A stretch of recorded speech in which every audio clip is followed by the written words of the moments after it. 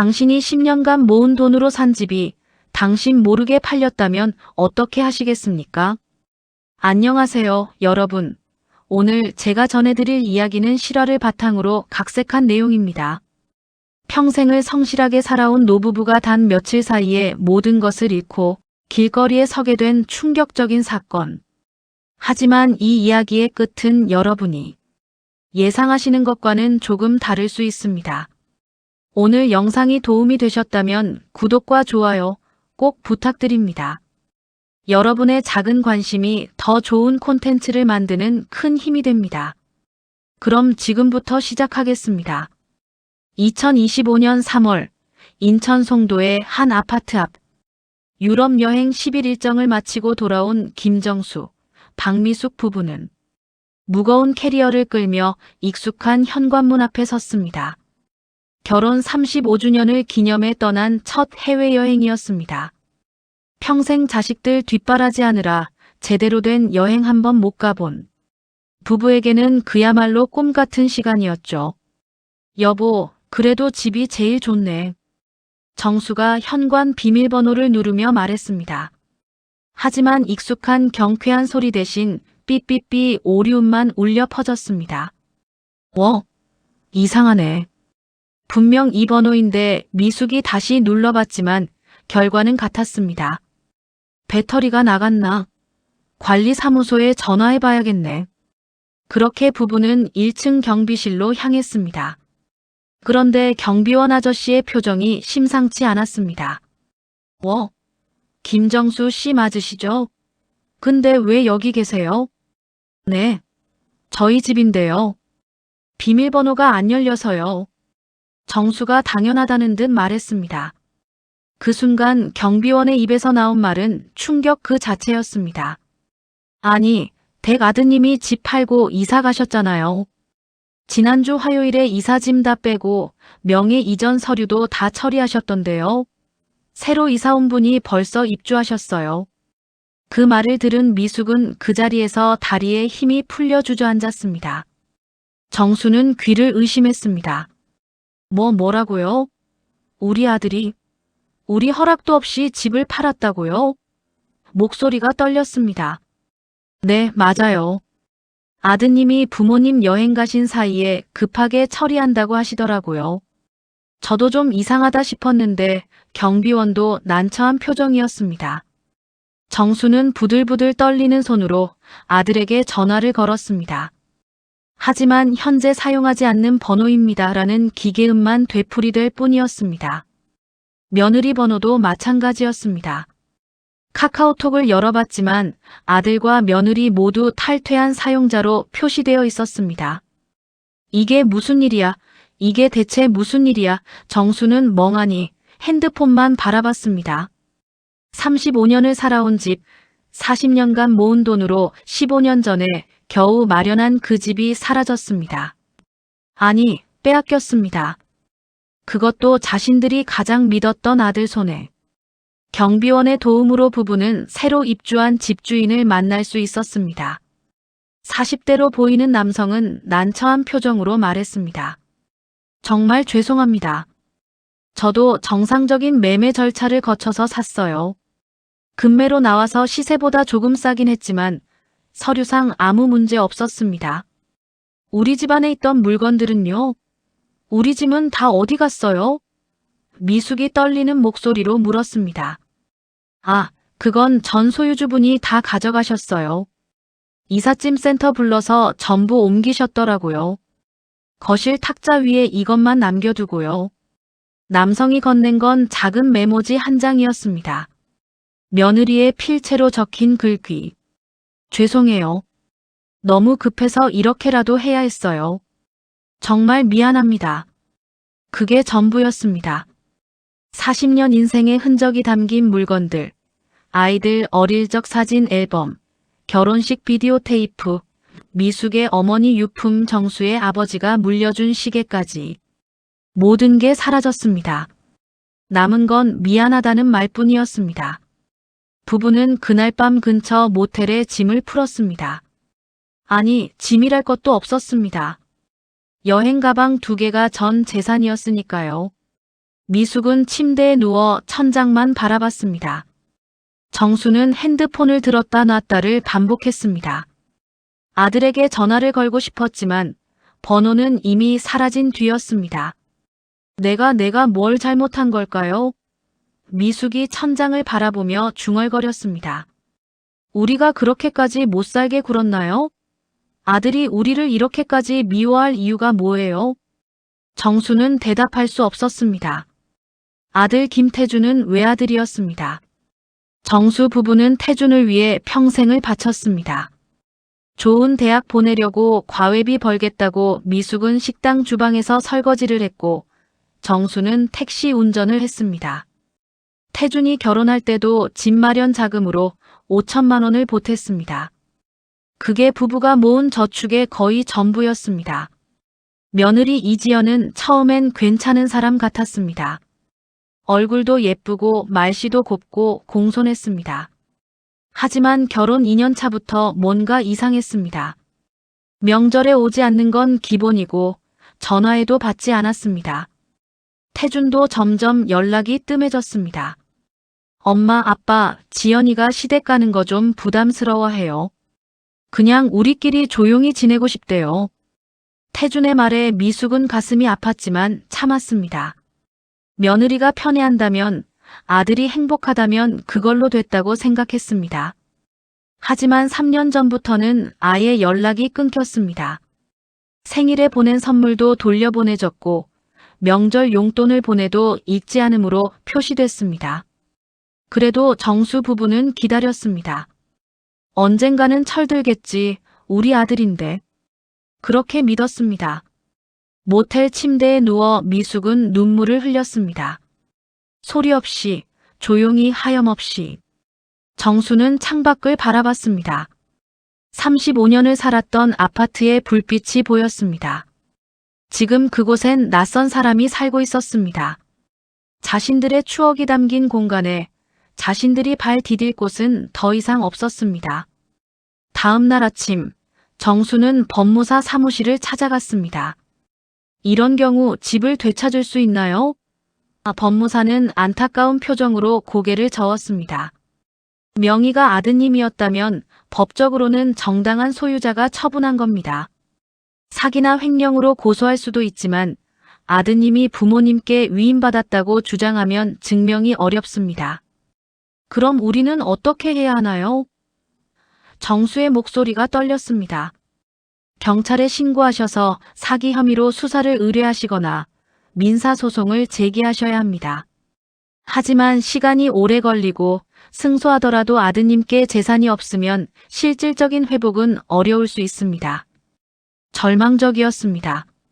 집은 15년 전 정수 명의로 샀지만 5년 전 증여세를 아끼려고 아들 명의로 바꿨습니다. 그게 화근이었습니다. 법적으로는 아들의 재산이었고 아들은 그 재산을 처분할 권리가 있었습니다. 며칠이 지나고 새 집주인에게서 연락이 왔습니다. 혹시 시간 되시면 한번 만날 수 있을까요? 드릴 말씀이 있어서요. 정수 부부는 반신반의하며 약속 장소로 갔습니다. 카페에서 만난 새 집주인 최민호 씨는 조심스럽게 입을 열었습니다. 사실 매매 과정에서 좀 이상한 점이 있었어요. 그래서 제 나름대로 알아봤습니다. 그는 태블릿을 꺼내 보여줬습니다. 제가 부동산 중개사무소 통해서 샀는데요. 중개사 말로는 아드님 부부가 엄청 급해하셨대요. 일주일 안에 현금화해야 한다고. 그래서 시세보다 1억 정도 싸게 내놨고요. 1억이요? 정수가 놀라 물었습니다. 그 집은 시세가 5억 정도 하는 곳이었습니다. 4억에 급매로 내놨다는 뜻이었습니다. 네, 그래서 전 의아했어요. 왜 이렇게 급할까? 중개사한테 물어봤더니 며느리 분이 빚이 있다고 하더라고요. 사채업체에서 독촉이 심하게 들어와서 급하게 현금이 필요하다고. 미숙의 얼굴이 하얗게 질렸습니다. 사채요? 우리 며느리가? 네, 제가 좀 더 알아봤어요. 며느리 분이 주식 투자하다가 큰 손실을 봤대요. 원금 회복하겠다고 사채까지 쓰셨다가 눈덩이처럼 불어났고요. 아마 2억 가까이 되지 않았을까 싶습니다. 정수는 머리를 감싸 쥐었습니다. 그래서 우리 집을 판 거군요. 집을 팔기 전에 이미 집을 담보로 대출도 받으셨더라고요. 2억 정도. 그것도 부모님 몰래. 제가 집 살 때 그 대출금 다 갚는 조건으로 샀어요. 그러니까 실제로 아드님 손에 들어간 돈은 2억 정도였을 겁니다. 모든 퍼즐이 맞춰졌습니다. 며느리 지연이 주식 투자 실패로 큰 빚을 졌고 그걸 메우려고 시댁집을 담보로 대출을 받았습니다. 하지만 그것도 모자라 결국 집까지 팔아버린 것입니다. 그리고 부모가 여행 간 사이에 모든 걸 처리하고 잠적했습니다. 그럼 우리 아들은 태준이는 알고 있었을까요? 미숙이 떨리는 목소리로 물었습니다. 최민호는 고개를 저었습니다. 글쎄요, 그건 저도 모르겠습니다. 다만 중개사 말로는 계약할 때 아드님이 많이 괴로워 보였다고 하더라고요. 집으로 돌아온 부부는 말을 잃었습니다. 아들이 나쁜 건지 며느리가 나쁜 건지 아니면 둘 다 나쁜 건지 알 수가 없었습니다. 하지만 분명한 건 자신들이 평생 모은 것을 하루아침에 잃었다는 사실이었습니다. 정수는 경찰서에 가서 고소장을 냈습니다. 사기와 횡령 혐의였습니다. 담당 형사는 증거가 부족해서 입건이 어려울 수 있다고 했지만 그래도 시도는 해봐야 했습니다. 며칠 뒤 놀라운 연락이 왔습니다. 딸 김수진에게서였습니다. 수진은 10년 전 결혼 문제로 부모와 크게 싸우고 연락을 끊었던 딸이었습니다. 수진은 부모의 반대를 무릅쓰고 이혼남과 결혼했고 그 일로 정수는 다시는 내 딸로 생각지 않겠다며 인연을 끊었습니다. 엄마, 아빠, 오빠한테 들었어요. 무슨 일 있었다고. 왜 아무 말도 안 하셨어요? 전화기 너머 수진의 목소리가 떨렸습니다. 수진아, 내가 알 필요 없어. 우리 일이니까. 정수는 딱딱하게 말했지만 목소리는 떨렸습니다. 아빠, 전 아빠 딸이에요. 10년 전에 싸웠어도 아빠가 절 부정해도 전 여전히 아빠 딸이라고요. 지금 어디 계세요? 제가 갈게요. 그날 저녁 수진이 모텔로 찾아왔습니다. 10년 만에 보는 딸의 얼굴엔 세월의 흔적이 역력했습니다. 수진은 부모를 보자마자 눈물을 터뜨렸습니다. 엄마, 아빠 정말 죄송해요. 제가 있었으면 오빠가 이러지 못했을 텐데. 미숙도 울었습니다. 정수도 고개를 돌렸지만 눈가가 붉어졌습니다. 내가 미안할 게 뭐 있니? 우리가 너한테 못했지. 수진은 부모를 자신의 집으로 모셨습니다. 작은 투룸이었지만 따뜻했습니다. 여기서 지내세요. 제 남편도 환영한대요. 아이들도 할아버지 할머니 보고 싶어 해요. 정수는 처음엔 거부했습니다. 10년 전 자신이 내 남편 얼굴도 보기 싫다고 했던 사위 앞에 어떻게 서겠습니까? 하지만 달리 갈 곳도 없었습니다. 사위 박종현은 조용히 인사했습니다. 장인어른, 장모님 편히 계세요. 제가 모자란 사람이지만 최선을 다하겠습니다. 정수는 아무 말도 하지 못했습니다. 10년 전 자신이 했던 말들이 너무 부끄러웠습니다. 며칠 뒤엔 아파트 옆집에 살던 이웃 강순자 씨가 연락을 했습니다. 사모님, 제가 뉴스에서 봤어요. 혹시 지금 어려우시면 제가 도와드릴게요. 우리 빈 방 하나 있거든요. 35년을 이웃으로 살았지만 그저 인사만 나누던 사이였습니다. 그런 강순자가 손을 내민 것입니다. 아니에요. 고맙지만 괜찮아요. 미숙이 사양했지만 강순자는 고집했습니다. 사모님, 이럴 때 서로 돕고 사는 거예요. 부담 갖지 마세요. 복지센터에서도 연락이 왔습니다. 어르신, 긴급 주거 지원 대상이 되실 것 같아요. 임시거처 마련해드리고 법률 상담도 도와드릴 수 있어요. 담당 사회복지사 김영미 씨는 친절했습니다.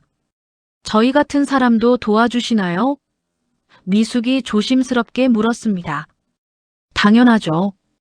어르신, 이건 어르신의 잘못이 아니에요. 도움 받으실 자격이 충분해요. 하나둘 손길이 모였습니다. 복지센터는 무료 법률 상담을 연결해줬고 변호사는 민사소송은 어렵지만 형사고소는 가능성이 있다고 했습니다. 이웃들은 생활비를 조금씩 모아 전달했습니다.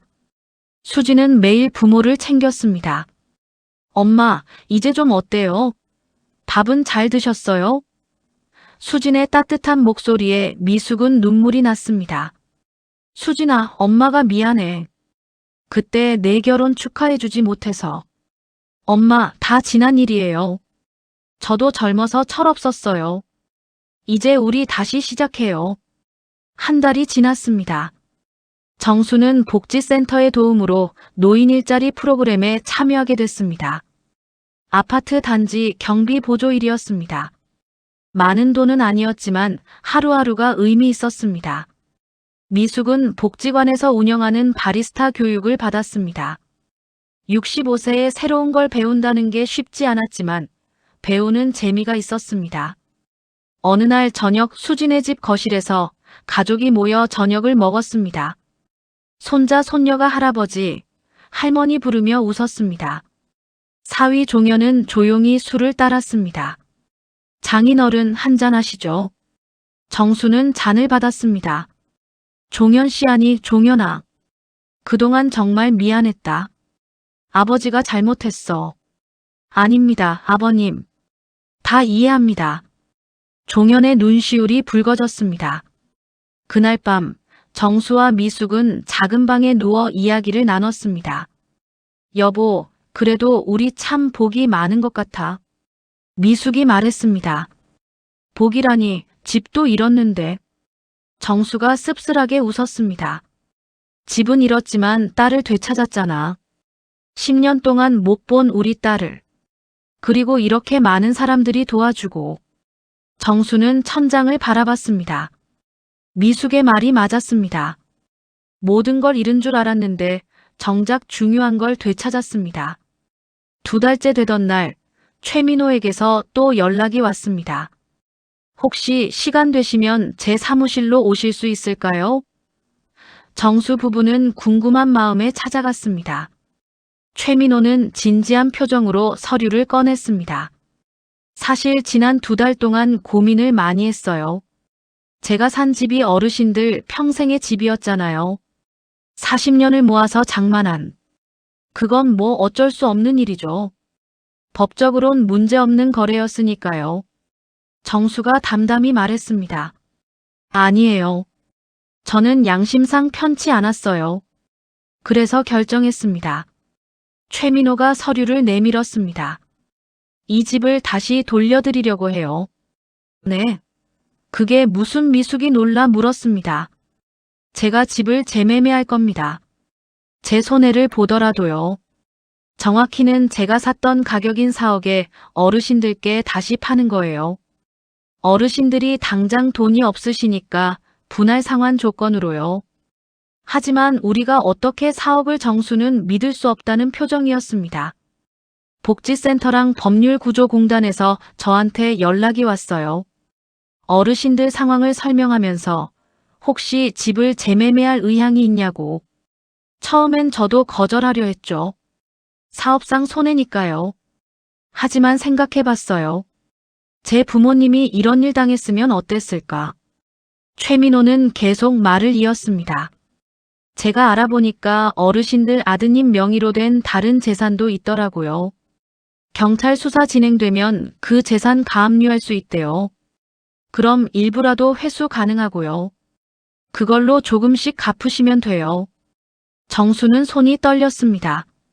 정말 그렇게 해주실 건가요? 네, 제 양심이 그걸 원해요. 다만 조건이 하나 있어요.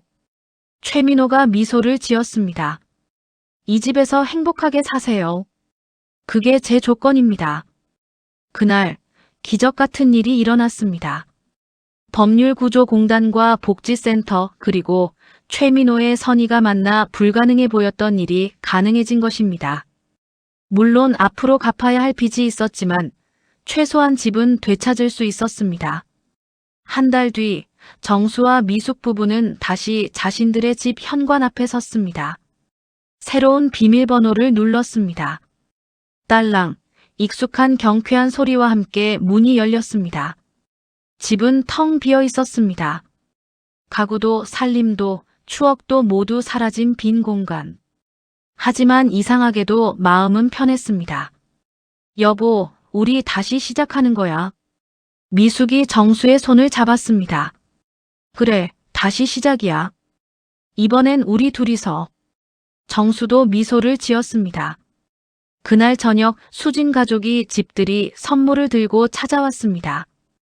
강순자 이웃도 복지센터 김영미 사회복지사도 왔습니다. 텅 빈 거실에서 둘러앉아 치킨과 피자를 먹었습니다. 손자 손녀가 웃으며 뛰어다녔습니다. 할아버지, 여기 진짜 넓어요. 손자가 소리쳤습니다. 우리 자주 놀러 올게요. 미숙은 행복했습니다. 가구는 없었지만 사람이 있었습니다. 물건은 없었지만 웃음이 있었습니다. 그때 카카오톡 알림음이 울렸습니다. 낯선 번호였습니다. 정수가 메시지를 열었습니다. 아버지, 어머니 정말 죄송합니다. 저희가 너무 큰 잘못을 저질렀습니다. 지연이 빚은 다 갚았습니다. 이제 다시 시작하려고 합니다. 용서는 바라지 않습니다. 다만 부모님께서 건강하시길 바랄 뿐입니다. 마이너스 태준 올림. 정수는 핸드폰을 내려다봤습니다. 화가 났습니다. 배신감도 느껴졌습니다. 하지만 동시에 안도감도 들었습니다. 아들이 살아있고 정신을 차렸다는 것을. 미숙이 옆에서 물었습니다. 태준이에요? 정수는 고개를 끄덕였습니다. 뭐래요? 정수는 한참을 생각하다가 답장을 썼습니다. 엄마 아빠는 괜찮다. 너희도 건강해라. 하지만 당분간은 연락하지 마라. 엄마 아빠도 시간이 필요하다. 메시지를 보내고 정수는 핸드폰을 내려놨습니다. 미숙이 정수의 손을 잡았습니다. 잘했어요, 여보. 우리 이제 우리 인생부터 살아요. 그래, 우리 인생부터 살자. 그날 밤 부부는 텅 빈 거실 바닥에 누워 천장을 바라봤습니다. 별이 보이는 것 같았습니다. 아니, 실제로 보였습니다. 커튼도 없는 창문으로 밤하늘이 그대로 보였으니까요. 여보, 별 봐. 저렇게 많아. 미숙이 손을 들어 가리켰습니다. 정말 예쁘네. 우리 이 집에서 35년 살았는데 별은 처음 보는구나. 정수가 웃었습니다. 가구로 꽉 차 있어서 몰랐나 봐. 이제 다시 채워가면 돼요. 천천히, 우리 속도대로. 두 사람은 손을 꼭 잡고 별을 바라봤습니다. 모든 걸 잃었지만 가장 중요한 것을 되찾았습니다. 서로에 대한 믿음, 딸과의 화해, 그리고 다시 시작할 용기. 65세와 62세. 늦은 나이가 아니었습니다. 새로운 시작을 하기에 전혀 늦지 않은 나이였습니다. 그날 이후 정수와 미숙 부부는 새로운 노년의 삶을 시작했습니다. 매일 아침 산책을 하고 복지관에서 친구들을 사귀고 손주들과 시간을 보냈습니다. 집은 천천히 채워갔습니다. 중고 가구를 사고 딸이 선물한 식탁을 놓고 손주들 그림을 벽에 붙였습니다. 그리고 무엇보다 서로를 더 사랑하게 됐습니다. 40년을 함께 살았지만 이제야 진짜 함께 사는 법을 배운 것 같았습니다. 1년 뒤 정수는 아들에게서 또 연락을 받았습니다. 아버지, 제가 돈을 좀 모았습니다. 그 집값 일부라도 갚고 싶습니다. 정수는 생각했습니다. 그리고 답했습니다. 내 돈은 내가 쓰거라. 우리는 괜찮다. 하지만 1년에 한 번, 명절에는 얼굴 보자. 그것만 지켜라. 네, 아버지. 꼭 그렇게 하겠습니다. 정수는 미소를 지었습니다. 용서는 쉽지 않았습니다. 하지만 불가능하지도 않았습니다. 시간이 필요했고, 거리가 필요했고, 무엇보다 새로운 시작이 필요했습니다. 그리고 부부는 그 모든 것을 가지고 있었습니다. 여러분, 오늘 이야기는 여기까지입니다. 이 이야기는 실화를 바탕으로 각색한 내용이며 어떠한 실존 인물과도 관계가 없음을 밝힙니다. 때로는 모든 것을 잃어야 진짜 중요한 것이 무엇인지 알게 됩니다. 김정수, 박미숙 부부는 집을 잃었지만 딸을 되찾았고 재산을 잃었지만 사랑을 되찾았습니다. 여러분도 힘든 시간을 겪고 계신가요? 포기하지 마세요. 끝이라고 생각한 순간이 새로운 시작일 수 있습니다. 오늘 영상이 도움이 되셨다면 구독과 좋아요, 알림 설정 부탁드립니다. 댓글로 여러분의 생각도 들려주세요. 다음에도 더 좋은 이야기로 찾아뵙겠습니다. 감사합니다. 본 영상의 내용은 실화를 바탕으로 창작 각색한 픽션입니다. 실존하는 인물, 단체, 사건과는 무관합니다.